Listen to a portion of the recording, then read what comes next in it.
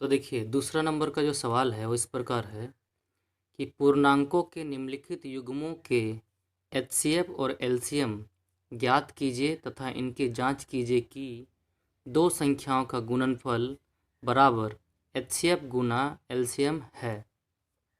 HCF का मतलब होता है मसा और एलसीएम का मतलब होता है लसा। ये बताना है इन दोनों संख्याओं का प्रयोग करके कि इन दोनों संख्याओं का जो एचसीएफ और एलसीएम होगा उनका गुणनफल इन दोनों संख्याओं के गुणनफल के बराबर है या नहीं है, ये हमें बताना है। तो चलिए हम लोग शुरू करते हैं। तो सबसे पहला वाला क्वेश्चन तो मैंने लिख लिया है।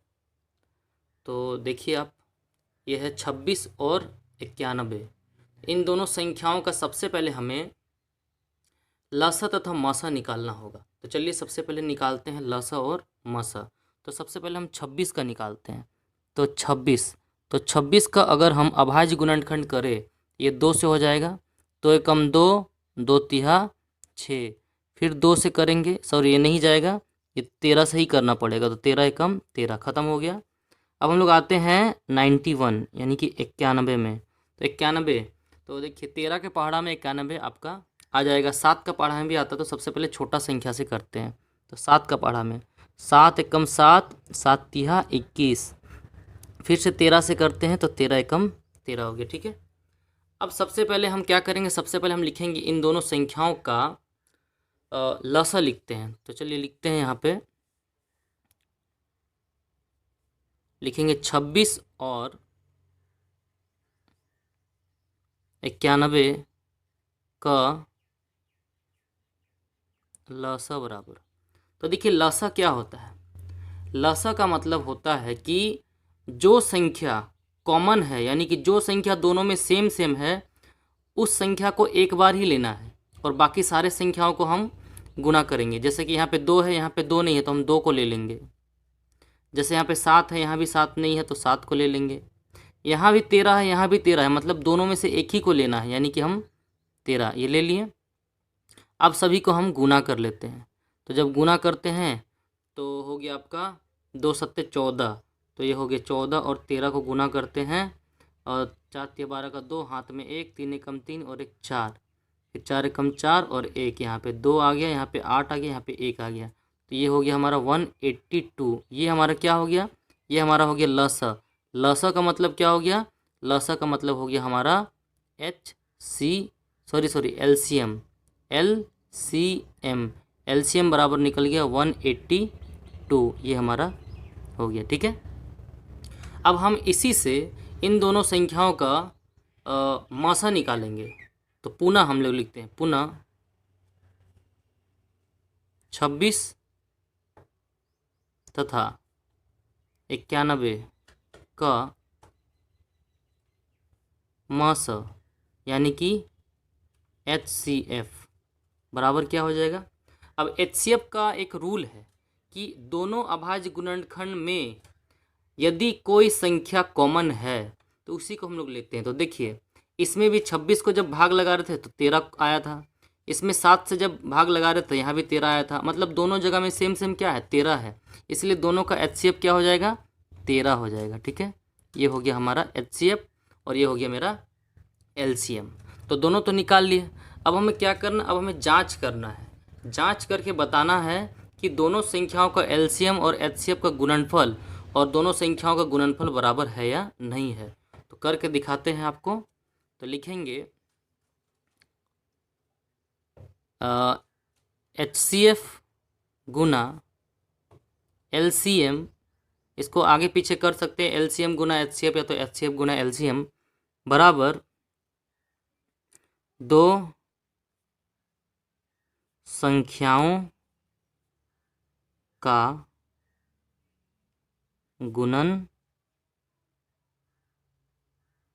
गुणनफल।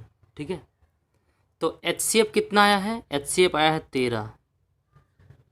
LCM कितना है, LCM आया है 182। और दो संख्या है कौन कौन है, 26 और 91। तो 26 और 91 का गुणनफल करना है। तो गुना करके हम लोग देखते हैं। तो इन दोनों को जैसे ही गुना करेंगे तो हमारे पास आ जाएगा 2366 और इधर भी आ जाएगा 2366। 6 इसका मतलब क्या हुआ, दोनों बराबर होता है। तो हमेशा ये होता है कि लसा और मसा का अगर गुना करेंगे तो उन दोनों संख्याओं का भी गुणनफल उतना ही आएगा जितना एचसीएफ और एलसीएम का गुणनफल करने से आएगा। तो चलिए अब आगे बढ़ते हैं और दूसरे क्वेश्चन की ओर बढ़ते हैं हम लोग। तो देखिए मैंने दूसरा वाला सवाल लिख लिया है, ये है 510 और 92 यानी कि 92, इन दोनों का चेक करना। तो सबसे पहले करते हैं हम लोग 510 का अभाज्य गुणनखंड। लास्ट में 0 है इसलिए 2 से हम भाग लगाएंगे इसको। तो 2 दूनी 4 हो गया, इधर 1 चल गया, 2 पछे 10 और फिर इधर 1 चल गया तो 2 पछे 10 हो गया। अब तो 225 आ गया है। तो अब क्या करेंगे, हम 3 से लगाते हैं। तो 3 पछे 15, 3 छः 18, 3 सत्ते 21, 3 8 हो जाएगा 24, इधर 1 चल गया, 3 पछे फिर से हो गया 15। अब किससे जाएगा, अब जाएगा 5 से। तो 5 कम 5, 6 7 8, 5 सत्ते 35, 17 हो गया और 17 के बाद और नहीं जाने वाला है। ठीक है, ये हो गया 510 का। अब हम लोग बनाते हैं 92 के साथ। तो 2 से करेंगे तो 2 चौके 8 हो गया, 2 छक 12, फिर 2 से करेंगे 2 दूनी 4, 2 तिया 6। अब 23 तो कटेगा है नहीं, तो 23 एकम 23 कर दीजिए। चलिए अब हम इसको ऐसे भी लिख सकते हैं जैसे कि 510 है ना, तो 510 का अभाज्य गुणनखंड कितना हुआ है, 2 गुना 3 गुना 5 गुना 17। और 92 का कितना हुआ है, 2 गुना 23। ठीक है, अब हम डायरेक्ट लिखते हैं कि हमारा जो 510 और 92 का एलसीएम यानी कि लस कितना होगा, हम आपको बताए हैं कि जो कॉमन है उसको हम एक ही लेना है और जो कॉमन नहीं है सभी को हम लोग लिख देना है। तो क्या हो जाएगा इसका लस, जैसे कि देखिए यहाँ भी 2 है यहाँ भी 2 है, तो दोनों में से एक तो 2 ले लिए। यहाँ 2 है लेकिन इधर नहीं है, इसको भी हम लोग को ले लेना पड़ेगा। ठीक है, अब मेरा 3 यहाँ पे है तो 3 को भी ले लेते हैं, 5 है 5 को भी ले लेते हैं, 17 है 17 को भी ले लेते हैं और 23 है 23 को भी ले लेते हैं। अब सबको जब गुना करेंगे तो कितना निकल के आएगा, तो हम कैलकुलेटर से फटाफट कर लेते हैं। आपका आ जाएगा 2 into 2 into 3 into 5 into 17 into 23। तो ये आपका निकल के आया 23460, 23460। ये आपका आ गया क्या, ये आपका आ गया लस। अब फिर से लिखेंगे 510 और 92 का अभी हम लोग निकालते हैं मस यानी कि एचसीएफ। तो एचसीएफ क्या होता है, जो कॉमन होता है। तो दोनों में क्या क्या कॉमन है आप देखिए, यहाँ भी 2 है यहाँ भी 2 है और तो कोई कॉमन नहीं नज़र आ रहा है। ये देखिए यहाँ भी 2 है और यहाँ भी 2 है, मतलब हमको क्या लिखना पड़ेगा, सिर्फ और सिर्फ 2, यानी कि मसा हो गया 2। ठीक है, अब आगे का प्रोसेस जारी करते हैं। लिखेंगे हम HCF इंटू LCM बराबर दोनों संख्याओं का गुणनफल, यानी कि दोनों संख्या कितना है 510 गुना 92। अभी HCF कितना निकला था 23460, LCM कितना निकला था, सॉरी ये LCM हो गया, HCF कितना निकला था 2 और इधर हो गया 510 गुना 92। अब दोनों को गुना कर देते हैं। तो जैसे ही दोनों को गुना करेंगे तो निकल के कितना आएगा, एक बार कैलकुलेटर से हम फटाफट कर लेते हैं। तो ये आज 23460 इंटू 2 आपका आ जाएगा, एक सेकेंड, ये आपका आ जाएगा 46920 और इधर भी आ जाएगा आपका 46920। तो इस प्रकार से आप देख सकते हैं ये भी दोनों साइड बराबर हो गया। ठीक है, एक और क्वेश्चन बचा हुआ है इसका, इसको भी हम लोग अभी तुरंत सॉल्व कर लेते हैं। ये लास्ट क्वेश्चन इस प्रकार है, 336 और 54 इन दोनों के बीच में लसा मसा निकालते हैं सबसे पहले। तो यहाँ पे लिखते हैं सॉल्यूशन, इधर लिखते हैं हम लोग 336 और इसको हम लगाते हैं 2 से भाग।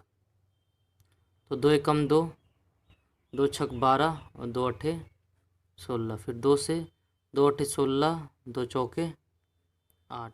फिर 2 से 2 चौके 8, 2 दूनी 4। फिर 2 से 2 दूनी 2 एकम। फिर 3 से 3 सत्ते। फिर 7 एकम 7। ख़त्म हो गया।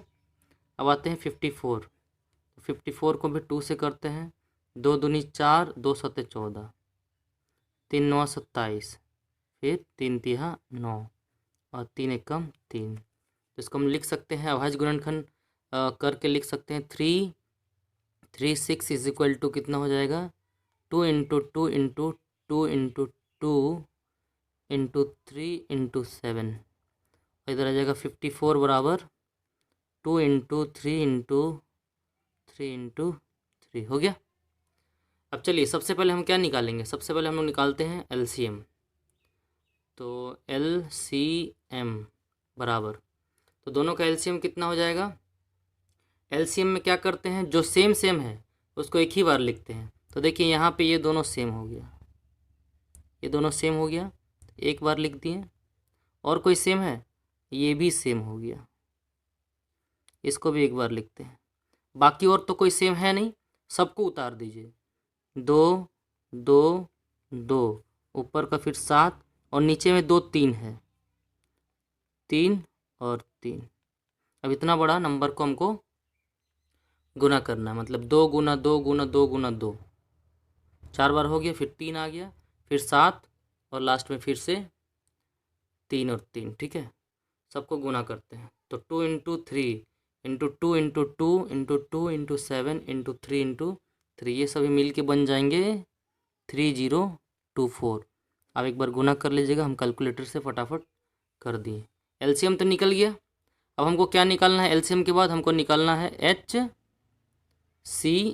HCF भी निकालना है। तो HCF क्या होता है? जो कॉमन होता है। तो कॉमन मतलब दोनों जगह होना चाहिए। तो देखिए दोनों जगह क्या है? 2 है, दोनों जगह क्या है? 3 है, यानी कितना हो गया? 6। यानी कि जो HCF निकल के आया कितना हुआ? HCF निकल गया 6। अब हम लोग चेक करते हैं। तो चेक कैसे करेंगे? हम लोग लिखते हैं HCF गुना LCM बराबर दोनों संख्या का गुणनफल। तो दोनों संख्या कौन है? 336 गुना 54 है। ठीक है, आपका HCF कितना निकला? HCF निकला 6। LCM कितना निकला? 3024। और इधर निकल गया 336 इंटू 54। दोनों को गुना करते हैं, इन दोनों को और इन दोनों को गुना करेंगे तो हमें निकल के आएगा 18144। इधर भी निकल के आएगा 18144। ठीक है, इस प्रकार से ये दूसरा नंबर का सवाल भी समाप्त हुआ। आगे हम दूसरे वीडियो में देखेंगे बाकी के जितने सवाल बचे हुए हैं, क्योंकि ये वीडियो बहुत लंबा हो गया होगा। तो आज के लिए इतना ही। अपना ख्याल रखें। बहुत बहुत धन्यवाद आप लोगों का।